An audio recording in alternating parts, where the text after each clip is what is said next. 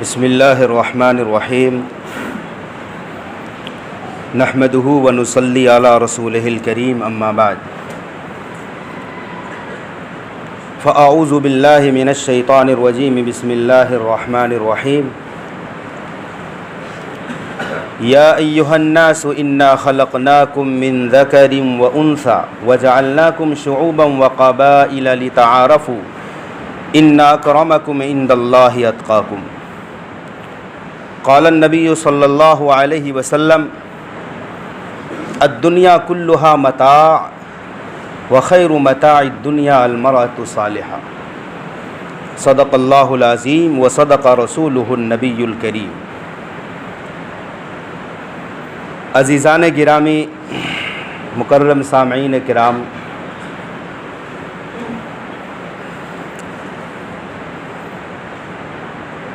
عورتیں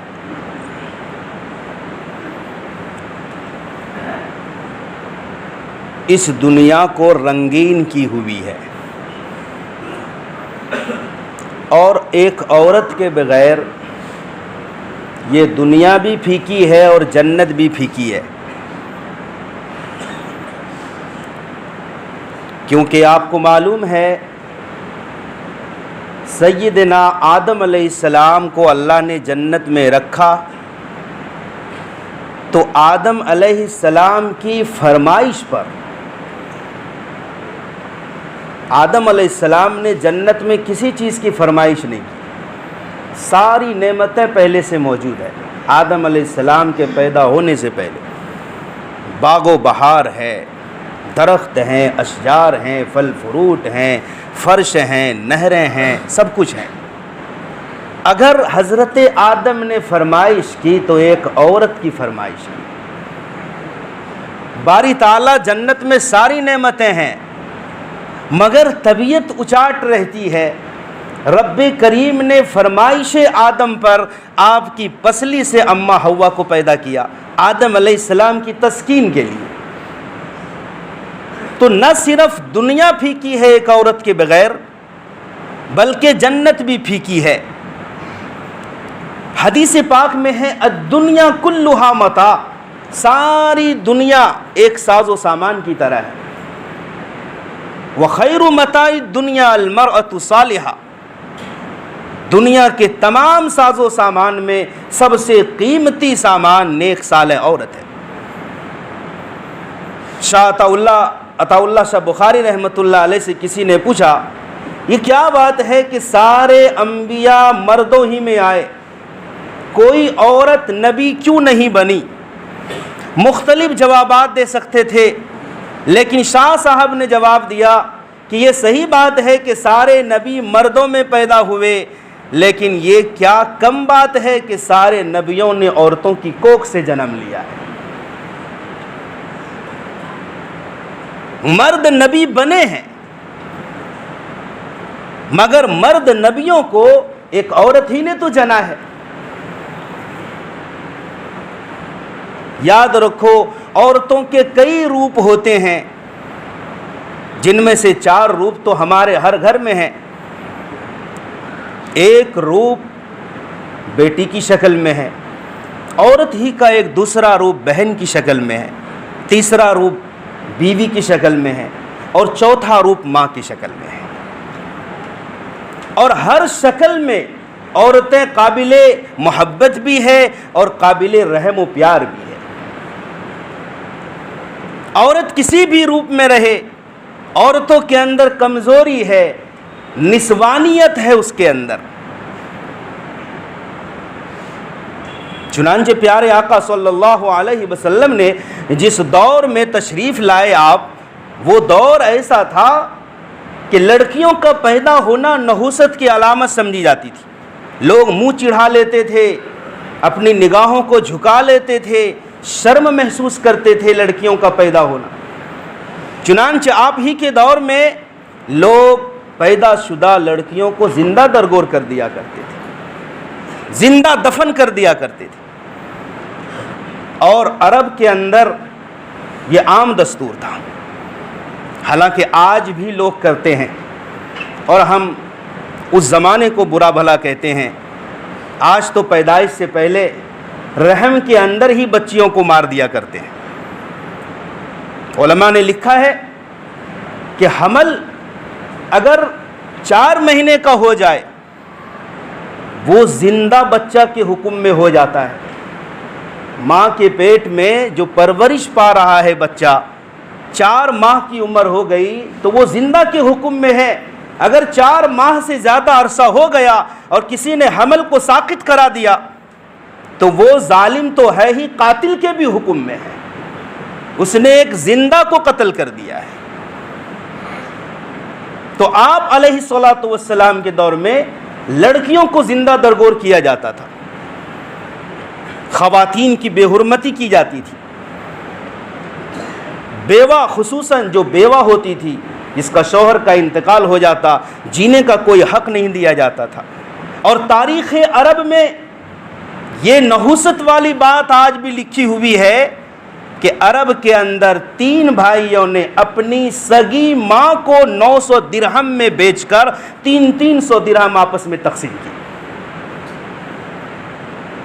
لوگ تماشا کرتے تھے عورت کے نام پر۔ ایسے حالات میں ہمارے آقا علیہ الصلوۃ والسلام نے یہ اعلان کیا، خبردار کوئی اپنی بچیوں کو زندہ دفن نہ کرے۔ جس کے گھر میں 3 بچیاں پیدا ہو جائے، 3 بچیاں، تینوں کی اچھی پرورش کرے، تربیت کرے اور پھر نکاح کرا دے، اپنے گھر میں بھیج دے، تو ہمارے آقا نے فرمایا کہ میں اور وہ شخص اس طرح جس طرح یہ 2 انگلیاں آپس میں برابر ہیں، میں اور محمد عربی جنت میں برابر رہیں گے، قریب قریب رہیں گے۔ لہٰذا کسی گھر میں بچی پیدا ہو جائے تو یہ خوشی کی بات ہے، رب کے پیار کی بات ہے، گھروں کے لیے زینت اور رحمت کی بات ہے۔ لڑکیوں کی پیدائش پر منہ نہ چڑھایا کرو، کسی بھی لڑکی کے مقابلے میں لڑکوں کو ترجیح مت دیا کرو۔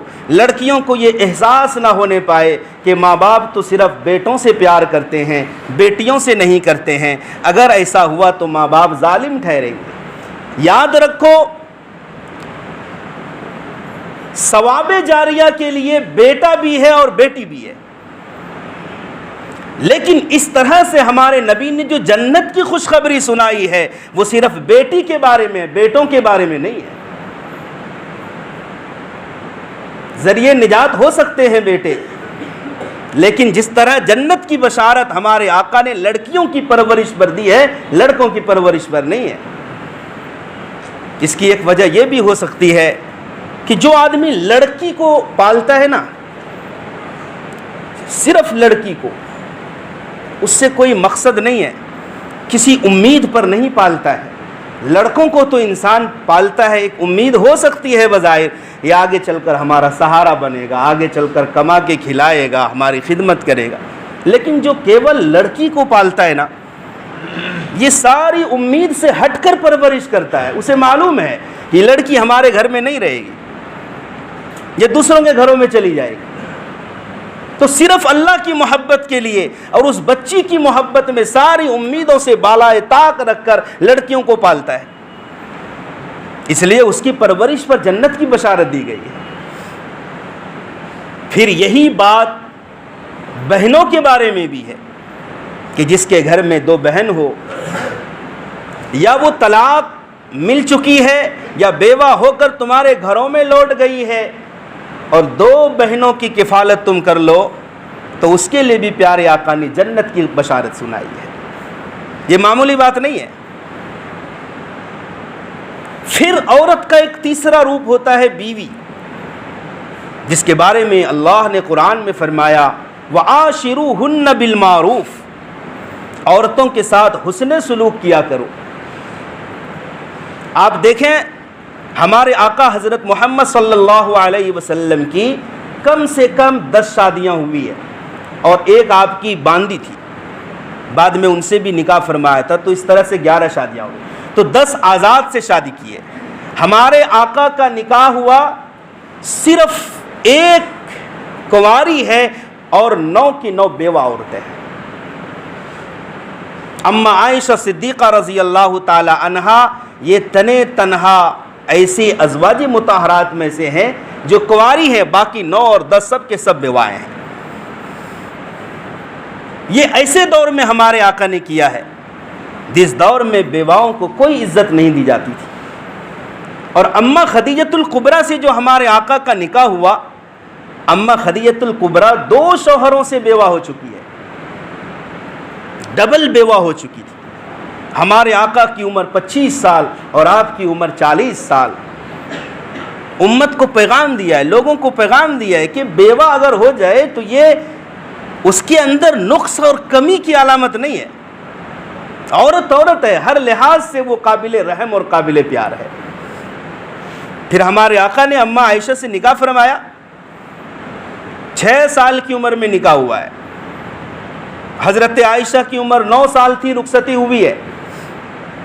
اب لوگ اعتراضات کرتے ہیں کہ 9 سال میں رخصتی ہوئی، یہ کیسا نکاح ہوا؟ ہم کہتے ہیں جس نے نکاح کرایا وہ خود اجازت دے رہا ہے، خود حکم دے رہا ہے۔ ہمارے آقا فرماتے ہیں کہ عائشہ سے نکاح سے پہلے جبریل علیہ السلام کئی بار حضرت عائشہ کی تصویر ریشم کے کپڑے اور رومال میں لا کر ہمیں دکھلاتے تھے کہ اللہ تعالی نے آپ کے لیے اس خاتون کا منتخب فرمایا ہے۔ تو جس نے نکاح کا اختیار دیا، جس نے حکم دیا، اجازت دی، اس اللہ کو کوئی اعتراض نہیں اور بندوں کو اعتراض ہے۔ کوئی باپ اپنے بیٹے کو ذبح کرے، ساری دنیا اعتراض کرے گی، تانے دیں گی، بے وقوف کہے گی، لیکن اگر اللہ کسی کو حکم دے دے اے ابراہیم تم نے اسماعیل کو ذبح کرنا ہے، سارے اعتراض ختم ہو جاتے ہیں کیونکہ اللہ ہی نے حکم دیا ہے۔ یہاں بھی حضرت عائشہ سے 6 سال کی عمر میں نکاح، 9 سال کی عمر میں رخصتی ہوئی، تو گویا اللہ نے حکم دیا تھا، رب کے حکم سے ہمارے نبی نے کیا ہے، اپنی مرضی سے نہیں کیا ہے۔ پھر دیکھو ہمارے نبی کو دین پوری دنیا تک پہنچانا تھا، علم قرآن اور علم حدیث پوری دنیا تک پہنچانا تھا، تو علم حاصل کرنے کی جو عمر ہے وہ کیا ہے؟ 6 سال، 8 سال، 9 سال، 10 سال، یہ علم حاصل کرنے کی سب سے اچھی عمر ہوتی ہے۔ بیوائیں جو 40 سال کی بوڑھی ہے، 50 سال کی بوڑھی ہے، ہم کہیں آپ کو آپ حفظ قرآن شروع کرو تو آپ نہیں کر پاؤ گے، ہو سکتا اللہ کسی کو کرا دے، لیکن ایسا ممکن نہیں ہوتا ہے، کیونکہ ایک زندگی کا خاکہ ذہن میں بیٹھ جاتا ہے، بال بچوں کی پرورش ہے، دکان و مکان ہے، کھیت ہے، زراعت ہے، بزنس ہے، ایک خاکہ ذہن میں بیٹھ جاتا ہے کہ ہم نے زندگی اس طرح سے گزارنی ہے، تو آپ علم حاصل نہیں کر سکتے۔ علم حاصل کرنے کے لیے سادہ مزاج چاہیے، سادہ دماغ چاہیے، پیپر سفید ہو، اس پر جو چیز بھی لکھیں گے وہ نقش نمایاں ہوگا۔ اسی طرح بچے کا ذہن ہے۔ اماں عائشہ کا نکاح 6 سال میں ہوا، 9 سال کی عمر میں رخصتی ہوئی ہے، تو یہ علم حاصل کرنے کی سب سے اچھی عمر تھی۔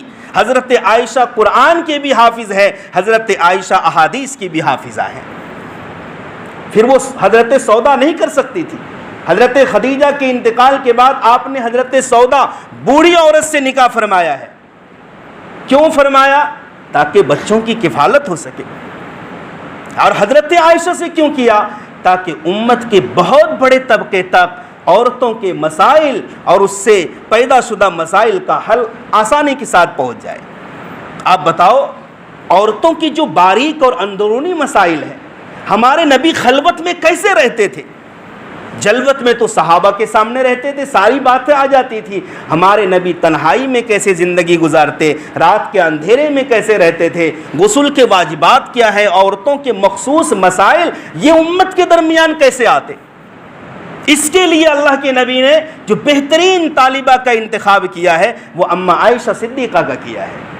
پھر یہ کہ حضرت عائشہ کا حجرہ دیکھو، جو لوگ مسجد نبوی گئے ہیں، گنبد خضرا ہی حضرت عائشہ کا حجرہ ہوا کرتا تھا، کمرہ ہوا کرتا تھا۔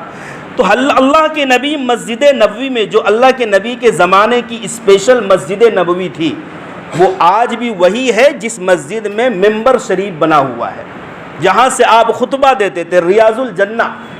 تو منبر سے خطبہ دیتے تھے اور حضرت عائشہ اپنے حجرے سے سارا خطبہ سنتی تھی، زیادہ دور نہیں ہے۔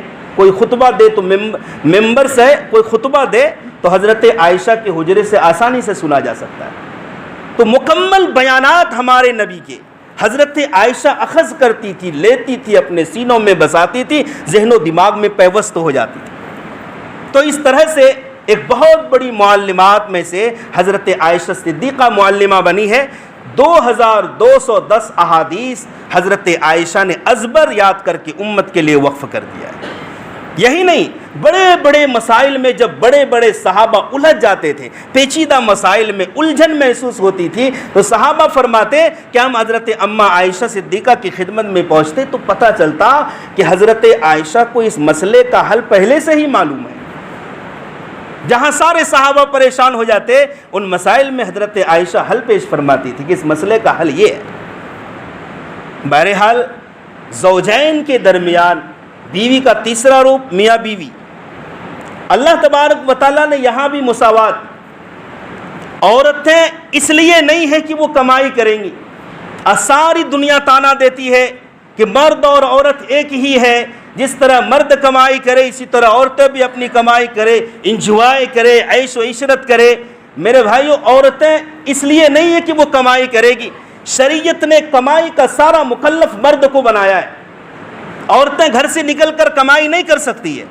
مرد کے ذمہ ہے تم کماؤ، تم کما کر لاؤ، روٹی کا انتظام تم کرو، اور خانہ برداری گھر کے اندرونی نظام کو عورتیں سنبھالیں گی. آج دیکھو یورپ کے اندر، امریکہ کے اندر کیا بات ہے. اگر ایک گھر کو کسی نے کرائے پر لیا ہے، اس کا خرچہ مرد بھی اٹھائے گا، عورتیں بھی اٹھائیں گی. کیول مرد نہیں، بچوں کی تعلیم پر جو خرچہ ہوگا تو جس طرح مرد خرچ کرے گا عورت بھی خرچ کرے گی، کیونکہ دونوں کما رہی ہے. میرے بھائیوں، اتنی برابری کا نعرہ دیا گیا. آج یورپ کے اندر بھی مرد مکمل ڈریس میں ہوتا ہے اور عورتیں مکمل ننگی ہوتی ہے. سوٹ بوٹ پر، کوٹ پینٹ پر، اور پھر اوپر سے ٹائی، یہ مرد لوگ پہنتے ہیں یورپ کے اندر بھی، اور ان کی عورتیں ننگی ہوتی ہیں. یہ برابری نہیں ہے. ان کا مقصد ہے عورتوں کو گھر سے نکالو، بے حیائی پھیلے، عریانیت پھیلے، آپس میں پیار و محبت کی باتیں ہوں. اسی لیے نکاح اور شادی کا تصور ہی نہیں ہے ان کے یہاں. آپس میں یوں ہی رہتے ہیں بغیر نکاح کے. جب 2 بچے 3 بچے پیدا ہوتے ہیں نا، تب آپس میں مشورہ کرتے ہیں کہ اب ہم لوگوں کو شادی کر لینی چاہیے. بچے پہلے پیدا ہو جاتے ہیں، اب شادی کرنی چاہیے. یہی وجہ ہے کہ ان کا بہت بڑا طبقہ ایسا ہے، ان بچوں کا، جنہیں یہ پتہ نہیں کہ ہمارے ابا کون ہیں. اس کی وجہ یہی ہے، نسب کو ان لوگوں نے تباہ و برباد کر دیا. اور اسلام نے نسب کو بچانے اور نسب کو پرکھنے اور نسب کی حفاظت کرنے پر مکمل زور دیا ہے. آپ کو معلوم ہے کہ کوئی شوہر کسی عورت کو، اگر کوئی مرد کسی عورت کو طلاق دیتا ہے، اب اس عورت کے لیے عدت ہے.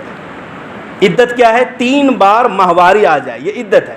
تبھی وہ عورت دوسرے مرد سے شادی کر سکتی ہے، اس سے پہلے نہیں کر سکتی. تو سائنسدان حیران تھے کہ آخر اسلام نے ایک عورت کو عدت گزارنے کا کیوں حکم دیا، اور وہ بھی 3 بار ماہواری آ جائے. تو سائنسدان اس نتیجے پر پہنچے ہیں کہ اگر کسی عورت کی شادی کسی مرد سے پہلے تھی اور اس عورت سے مرد کی ہم بستری ہوئی تھی، تو جب تک 3 بار ماہواری کا خون نہ آ جائے، اگر خدا نخواستہ اس عورت کے رحم میں پرانے مرد کا نطفہ تھا، تو 1 بار ماہواری کا خون آنے سے اس نطفے کا اثر ختم نہیں ہوتا جب تک 3 بار نہ آ جائے. جب 3 بار ماہواری کا خون آ گیا، اندر کا پورا رحم واش ہو جاتا ہے. اب یہ عورت دوسرے نئے مرد کے لیے تیار ہو سکتی ہے اور شادی کی اجازت ہے. اس طرح سے نسب کی حفاظت ہمارے اسلام نے کی ہے. پیارے آقا صلی اللہ علیہ وسلم کی خدمت میں حضرت فاطمہ الزہرا رضی اللہ تعالی عنہا پہنچتی ہے، خادم مانگنے کے لیے، غلام مانگنے کے لیے. وجہ کیا ہے؟ حضرت عائشہ فاطمہ حضرت اپنے ہاتھ سے چکی پیستی تھی.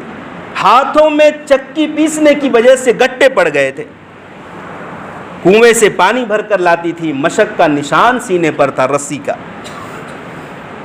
تو کسی نے کہا کہ خادم آئے ہوئے ہیں، جاؤ. تو اللہ کے نبی کی خدمت میں پہنچی، مگر شرم کی وجہ سے کچھ بول نہیں پائی، واپس آ گئی. پیارے آقا صلی اللہ علیہ وسلم خود حضرت فاطمہ کے گھر گئے کہ بیٹی کیا بات تھی؟ تو حضرت علی رضی اللہ عنہ نے فرمایا یا رسول اللہ، آپ کی بیٹی فاطمہ ہاتھوں میں گٹے پڑ گئے اور سینے پر رسی کے نشان آ گئے کام کرتے کرتے، اس لیے ہم لوگوں میں یہ مشورہ ہوا تھا کہ خادم مانگ کر لاؤ تاکہ کچھ مدد مل سکے۔ ہمارے آقا نے فرمایا فاطمہ، اس خادم پر تم سے زیادہ حق بدر کے یتیموں کا ہے، انصار کے بچوں کا ہے۔ فاطمہ میں تمہیں ایک تسبیح بتاتا ہوں، یہ تسبیح اگر تم سونے کے وقت بستر پر پڑھ لو تو خادم سے بہتر رہے گا۔ جب تم سونے لگو تو 33 بار سبحان اللہ، الحمدللہ، اللہ اکبر پڑھ لیا کرو، یہ خادم سے بہتر ہے۔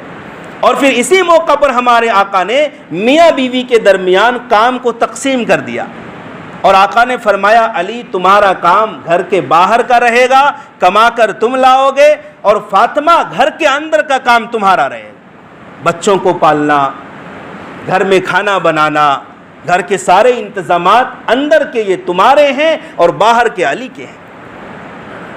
میرے بھائیو دوستو بزرگوں، تو اسلام نے عورت کو آزادی دی ہے، اس وجہ سے آزادی کہ عورتوں کو کمانے کا مکلف نہیں بنایا کہ تم کو کما کر لانا ہے۔ عورتیں اس قابل بنی ہی نہیں ہے کہ وہ کمائے بھائی۔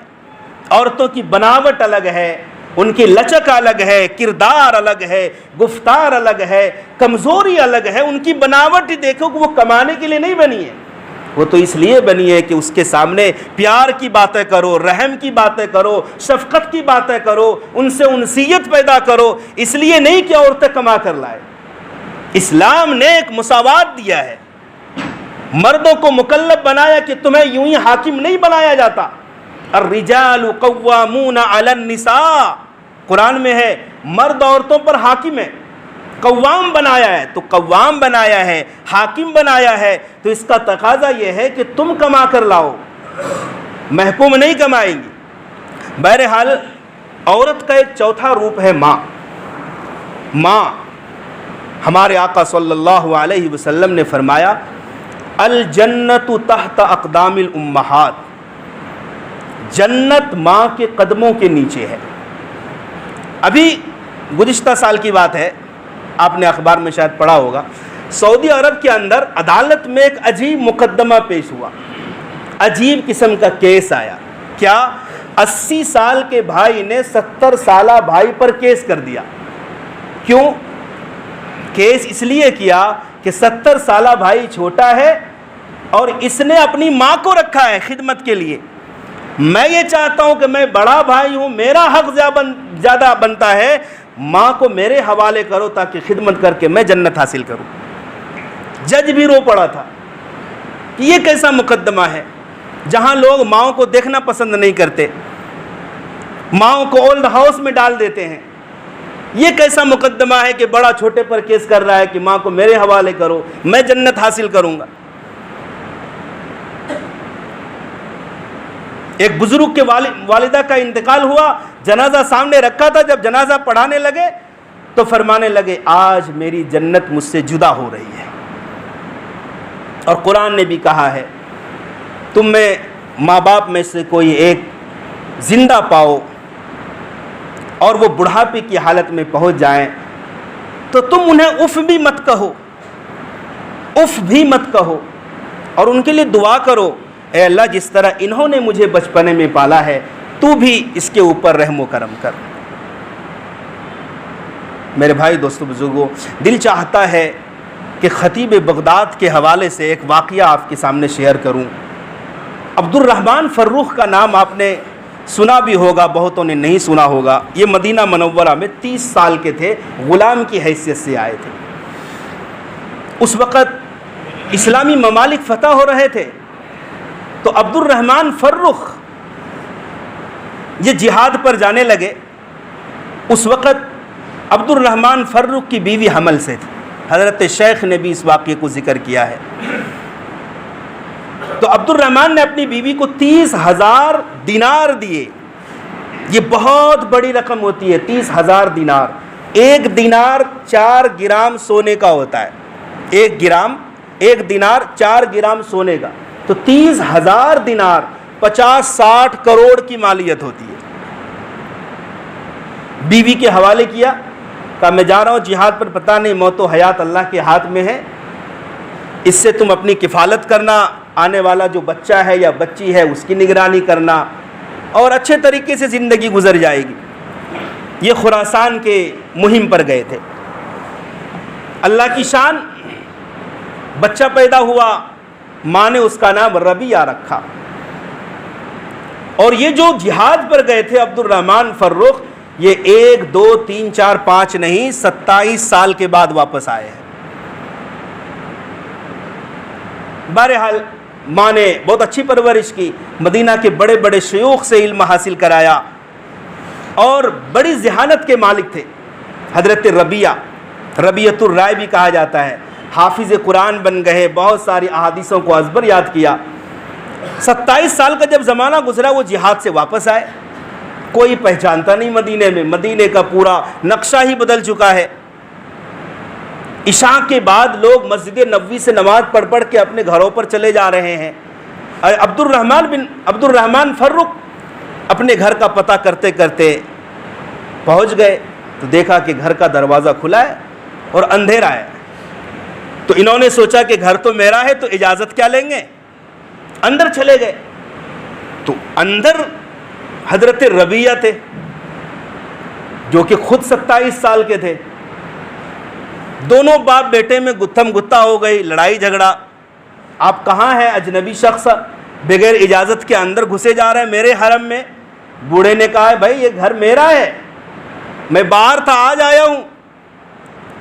اب بیٹے نے باپ کی گردن پکڑ کے رکھا ہے کہ قسم خدا کی تجھے حاکم شہر کے پاس لے جاؤں گا، کیسے تمہاری جرأت ہوئی اس گھر میں بغیر اجازت کے داخل ہونے. بہرحال یہ تکرار جب ماں نے سنی تو ماں سو رہی تھی. جب آواز آئی باہر جھانک کر دیکھی، شوہر کو پہچانا، کہا بیٹا چھوڑ دو تمہارے ابا ہیں. چونکہ اندھیرا تھا تو رات میں بیوی کے پاس بیٹھا تو 30,000 دینار کا مطالبہ کرنے لگے کہ میں نے جو 30,000 دینار دیے تھے اس کا کیا ہوا، مجھے حساب بتاؤ. اتنے میں فجر کی اذان ہوئی. کہا ایک کام کرو مسجد نبوی جاؤ، نماز پڑھ کر آؤ، سارا حساب بتا دوں گی. عبد الرحمن فرخ مسجد نبوی گئے، نماز پڑھی، اور وہیں مسجد نبوی میں بہت بڑا حلقہ لگا درس کا، اور ایک نوجوان عالم دین فر حدیث سنا رہے تھے. لوگ حدیث کو لکھ بھی رہے تھے، یاد بھی کر رہے تھے، اور اس میں بڑے امامہ والے بھی تھے، بڑے بڑے شیوخ بھی تھے، محدث بھی تھے، اور نوجوان بھی تھے. ان کو رشک ہوا کہ آخر اتنے بڑے مجمع میں یہ نوجوان عالم دین ہے کون. لوگوں سے پوچھا، کہا آپ کو نہیں معلوم یہ ربیہ بن عبد الرحمن فرخ ہے. اس نے کہا وہ تو میں ہی ہوں، یہ میرا لڑکا ہے. کسی سے کچھ کہا سنا نہیں، سیدھے اپنے گھر پہ گیا. خوشی کے آنسو جاری تھے. بیوی نے کہا کیا ہوا؟ کہا میں نے دیکھا آج میرے بیٹے کو کیا مقام کیا رتبہ ملا ہے. تو بیوی نے کہا تمہیں 30,000 دینار چاہیے، وہ زیادہ قیمتی ہے یا یہ مقام و مرتبہ جو تم نے دیکھا ہے؟ کہا خدا کی قسم ساری دنیا اس کے سامنے بیکار ہے. کہا وہ 30,000 دینار میں نے اس مقام و مرتبہ کے لیے خرچ کیا ہے. میرے بھائیو دوستو بزرگوں، ہر کامیاب مرد کے پیچھے کسی نہ کسی عورت کا ہاتھ ہوتا ہے. اللہ تبارک و تعالی صحیح سمجھ کے عمل کی توفیق عطا فرمائے.